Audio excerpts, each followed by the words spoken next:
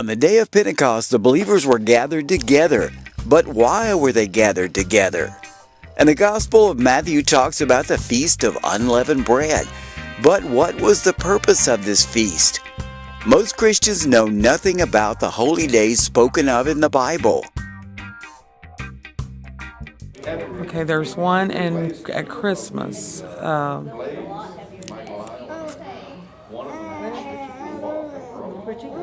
Okay, so Feast of Pentecost. Okay, and what was the purpose We've of talked it? about that one before. That is... Hello! He passed over that because he honored the blood of the Lamb that was slain.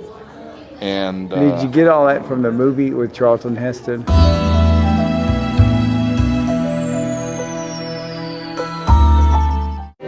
The first followers of Jesus would be puzzled by modern Christianity.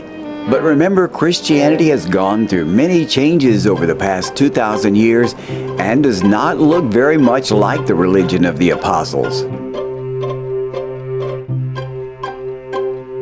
The Bible talks about many feast days that were observed by Jesus and his disciples.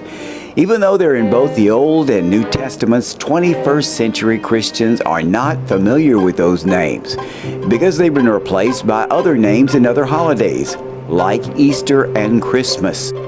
Though it's not my intention to trash Christmas, Christians should become familiar with and appreciate the traditions and holy days observed by the first followers of Jesus, or Yeshua, his Hebrew name. And a lot of Christians are beginning to observe the Jewish holy days. One important point is that the feasts or holy days point to Jesus. Passover points to Jesus as the Passover lamb, whose blood was shed for us. Of course, during Egyptian captivity, a lamb was sacrificed and the blood smeared on the doorposts of the Israelites, and each home with blood was spared a horrible death. John the Baptist was a respected figure of his time, and he immediately recognized Jesus as the Lamb. He said, "Behold the Lamb of God who takes away the sin of the world." Unleavened bread pointed to the sinless life of Jesus. First fruits pointed to the resurrection. Paul refers to this in Corinthians as the first fruits from the dead. Trumpets points to the return of the Messiah Jesus.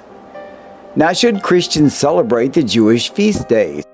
These are holidays that are rich, that are filled with meaning, that all thoroughly point to Jesus, to the fulfillment of who he is according to all the Old Testament prophets. They're filled with meaning, wonderful holidays, not only to eat, but to teach our children and to participate in it. They're just incredibly prophetic, so why would we neglect those?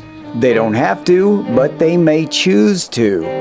Colossians says, "Therefore do not let anyone judge you by what you eat or drink, or with regard to a religious festival,